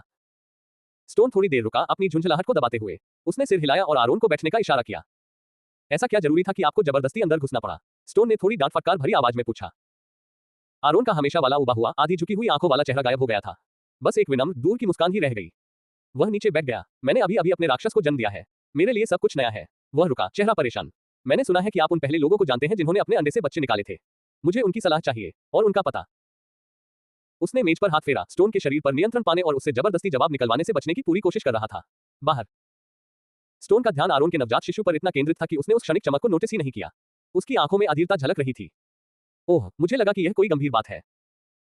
मैं आपको अपने भतीजे का पता दे सकता हूं, लेकिन आपको मुझे बाद में तुम्हारे जानवर का अध्ययन करने देना होगा, स्टोन ने लापरवाही से कहा, यह सुनिश्चित करते हुए कि उसे समझ आ गया है। बदले में कुछ? जरूर। जब मैं लौट आऊंगा, आरोन ने सहमति जताई, उसकी शांत आवाज में बेचैनी झलक रही थी। उसने अपनी अंगूठी से चर्मपत्र निकाला और उसे मेज पर रख दिया। स्टोन ने कलम पकड़ी और एरोन पर एक त्वरित नजर डाली, उसे लगा कि कुछ गड़बड़ है, उसकी मुस्कान थोड़ी बनावटी लग रही थी। उस जानवर की जांच करने के अवसर से प्रेरित होकर स्टोन ने अपने संदेहों को दरकिनार कर दिया और उसने मोटे और तेज अक्षरों में पता लिख डाला।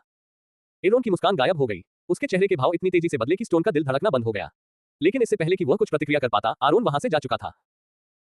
वह अपने कमरे में लौट आया, पहले से ही उस लड़की से मिलने का मन बना चुका था जिसे वह अपनी बहन मानता था, इस तथ्य को नजरअंदाज करते हुए कि वह शायद न हो। अपनी पहली मुलाकात के लिए सावधानीपूर्वक तैयार होते हुए उसने अपने काले बालों को पीछे की ओर संवारा, जिनमें हल्की धारियां थी।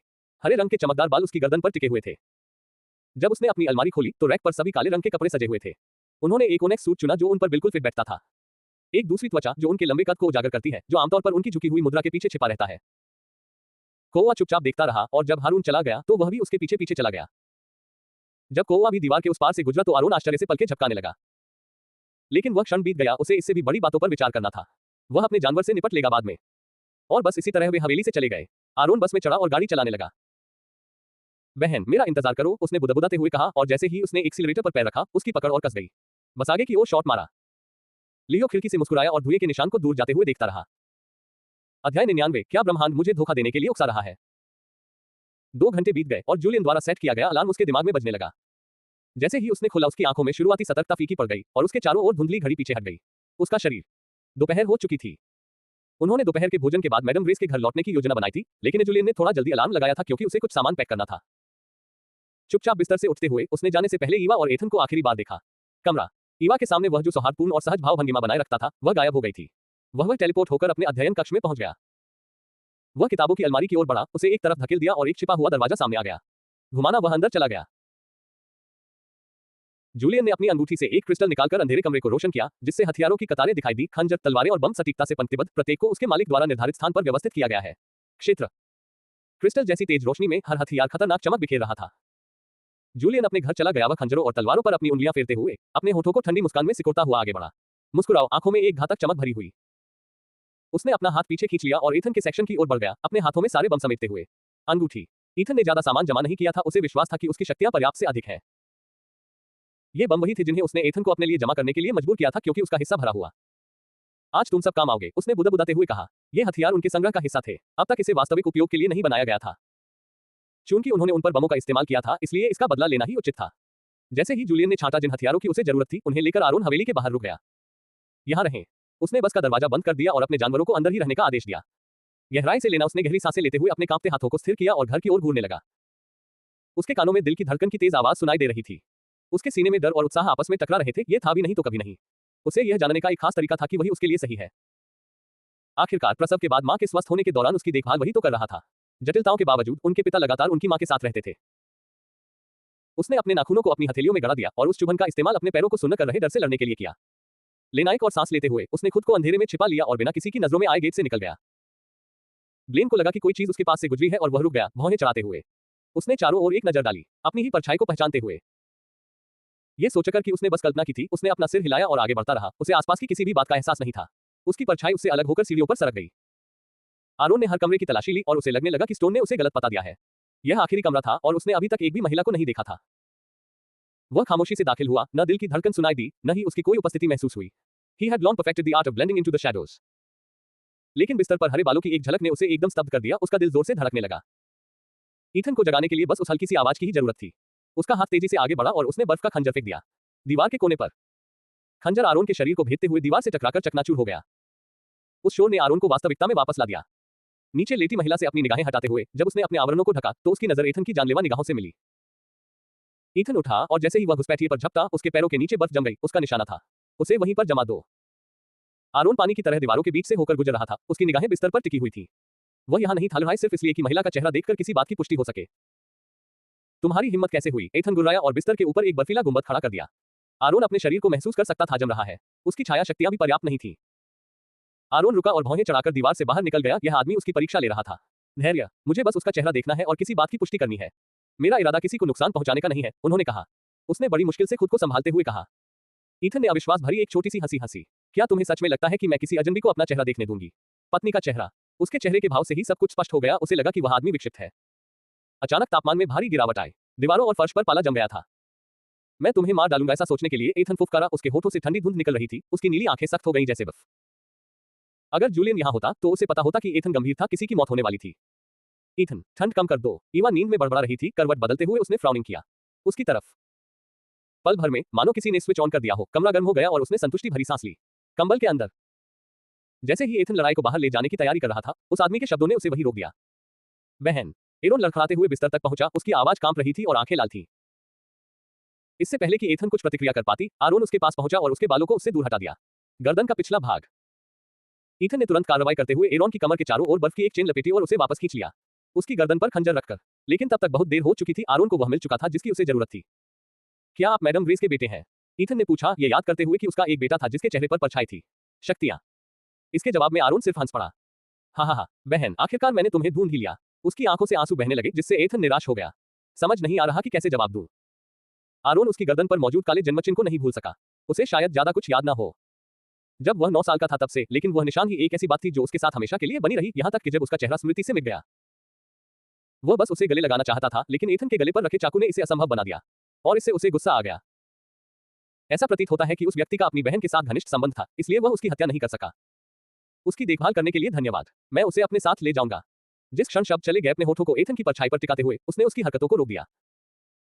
ईथन छटपटा रहा था, उसकी नसें फूली हुई थी, लेकिन वह हिल नहीं पा रहा था।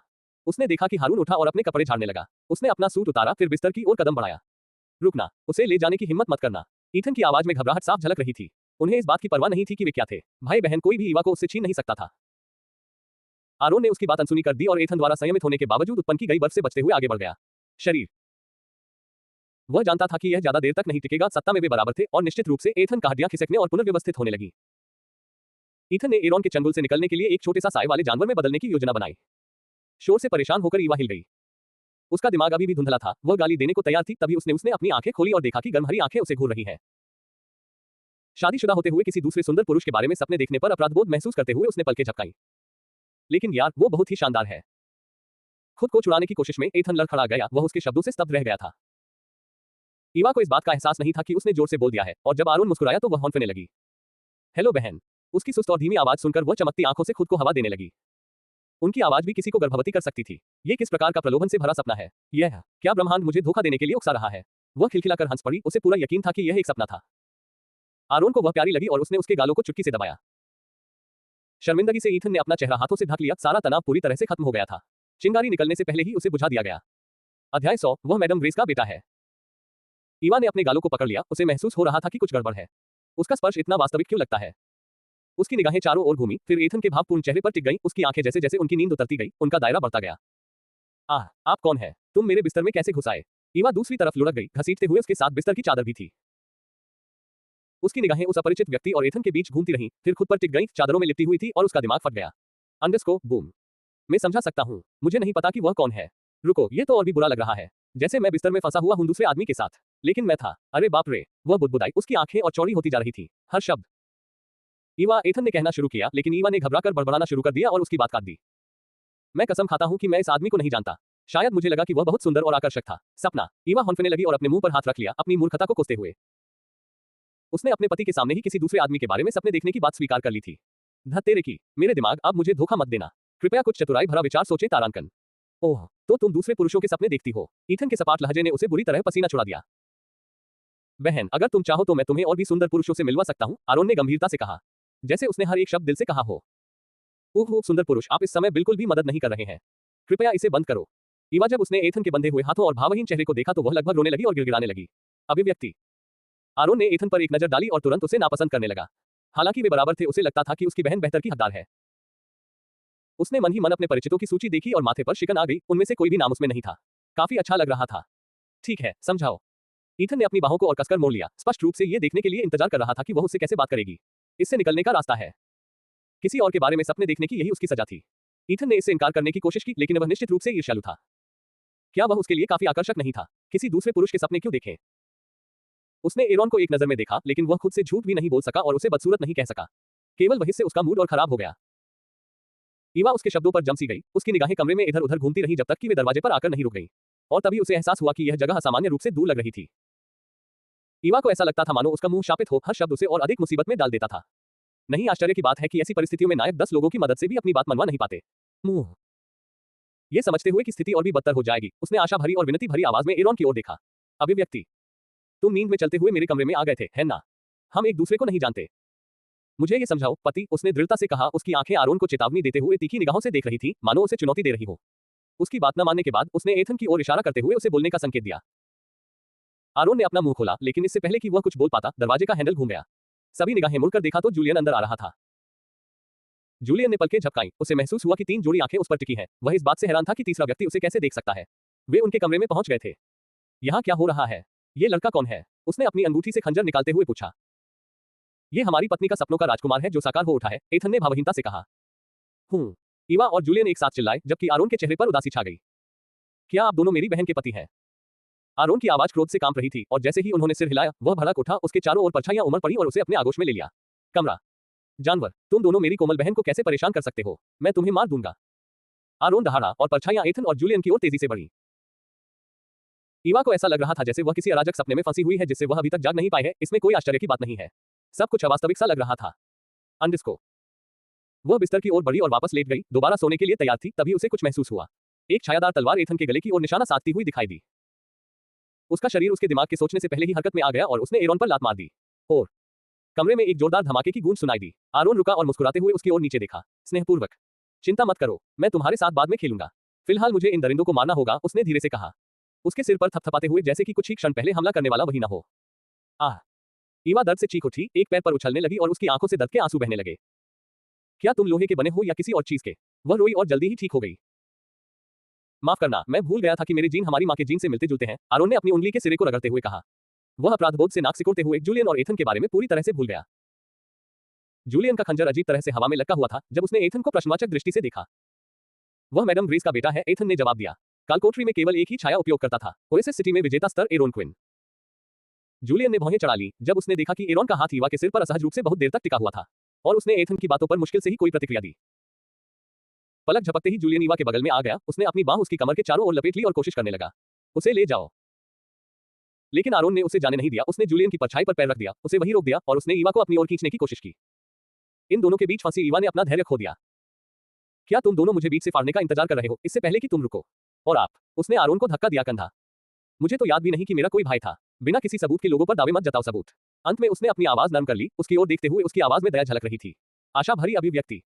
मैंने कोई गलती नहीं की, तुम मेरी बहन हो, तुम्हारी गर्दन पर जन्मचिन्ह है, इसे साबित करो यहाँ। आरोन ने आत्मविश्वास से कहा और अपने बालों को एक तरफ हटाकर एक छोटा सा काला बाल दिखाया, जूलियन के लिए शंकु के आकार का निशान। ईवा ने गर्दन को अलग अलग दिशाओं में घुमाकर उसे देखने की कोशिश की, लेकिन जब उसने ऐसा करना बंद कर दिया तो वह गुस्से में झुंझला गई। इसमें तनाव आने लगा। ईथन को यह जानकर आश्चर्य हुआ कि उसके अलावा किसी और को भी उस छिपे हुए जन्मचिन्ह के बारे में पता था और वह एरोन की बातों पर विश्वास करने से खुद को रोक नहीं सका। उसे यह संयोग से मिल गया था। वह निशान उसके घने बालों के नीचे छिपा हुआ था और केवल तभी दिखाई देता था जब आप बालों को हटाते थे, इसलिए यहां तक कि ईवा को भी पता नहीं होता कि वह वहां मौजूद है। यह सच है ईवा, आपके शरीर पर जन्मचिन्ह है, लेकिन सिर्फ इससे यह साबित नहीं होता कि वह तुम्हारी बहन है, जूलियन ने कहा। फिर भी जब उन्हें मैडम ग्रेस का चेहरा याद आया जो उनकी पत्नी का एक वृद्ध रूप था, तो वे ऐसा नहीं कर सके। थोड़ा सा विश्वास करने के अलावा और कुछ नहीं। मुझे बस यही सबूत चाहिए, उसे छोड़ दो। आरोन ने जूलियन की उपस्थिति को देखते हुए मांग की। एक शानदार भाई बहन के मिलन समारोह के दौरान एक अप्रिय दृश्य। उसने अपनी उंगलियां चटकाई और दोनों आदमियों को जान से मारने की मंशा से घूरा। वह अभी तक नहीं आया था इस बात को स्वीकार करने के बाद कि उन्होंने उसकी बहन से शादी कर ली थी और अब वे लगातार झगड़ते रहते थे जिस तरह से वह उसे पकड़ता था। ईवा चुपचाप उपन्यास की कहानी को समझने की कोशिश कर रही थी, लेकिन उसे बस इतना ही याद था। बात यह थी कि यह मूल शरीर एक अनाथ का था जिसने महिला मुख्य किरदार को अनुभूति सौंपी थी और बस इतना ही था। परिवार होना अच्छा रहेगा। वह जूलियन और एथन से संतुष्ट थी, लेकिन वह मुझे एक सच्चा पारिवारिक बंधन बुरा नहीं लगेगा। और अगर उन्हें वो पसंद नहीं आए तो खैर, वो हमेशा अपनी पीठ थपथपाकर भाग सकती थी वहां से बाहर। ईवा ने खुद से सहमति में सिर हिलाया और एक निर्णय पर पहुंच गई। उसने अपने भावी होने वाले पति की ओर रुख किया। मैं अपने भाई को देख रहा था और उसके सुडौल चेहरे की विशेषताओं की प्रशंसा किए बिना नहीं रह सका।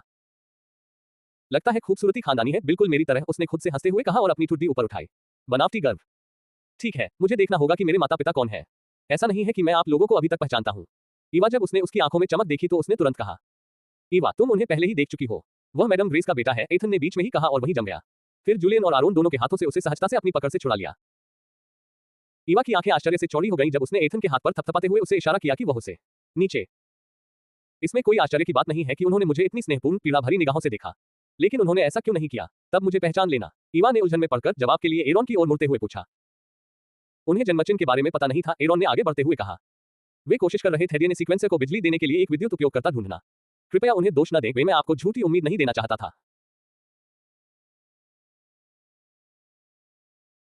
बात मान ली, लेकिन उसके मन में एक सवाल जरूर उठ रहा था। उसे उसके जन्मचिन्ह के बारे में कैसे पता चला, जबकि न तो उसने और न ही उनके माता पिता ने इसे कभी देखा था। हम दोपहर के भोजन के बाद जाएंगे, उसने कहा। ठीक उसी समय उसके पेट से गुड़गुड़ाहट की आवाज आई। आरोन हंसा और पास आ गया। ठीक है, क्या करें? क्या आप खाना चाहते हैं? मैं इसे आपके लिए बना दूंगा।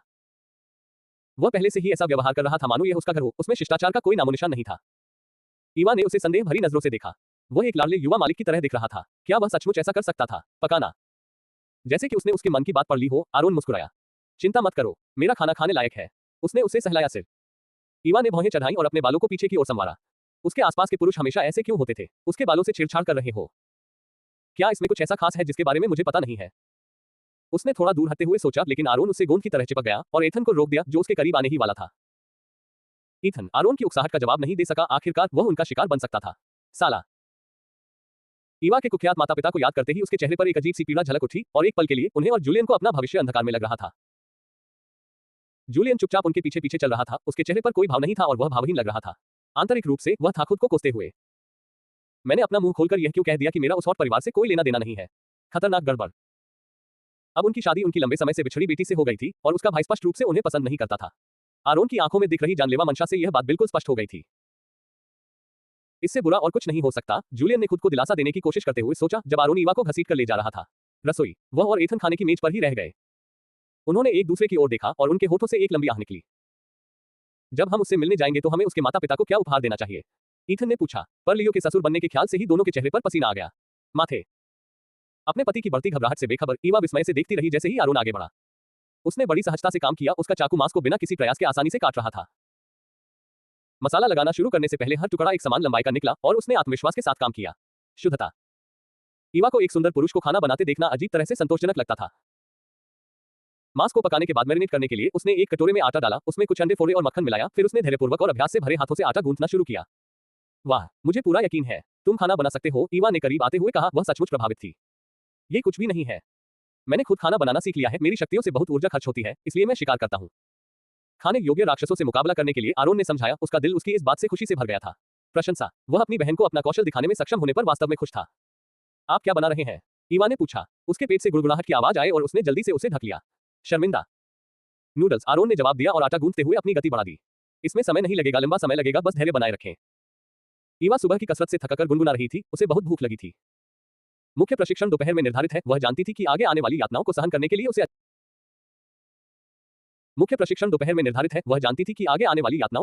लिए उसे अच्छी तरह से खाना जरूरी है।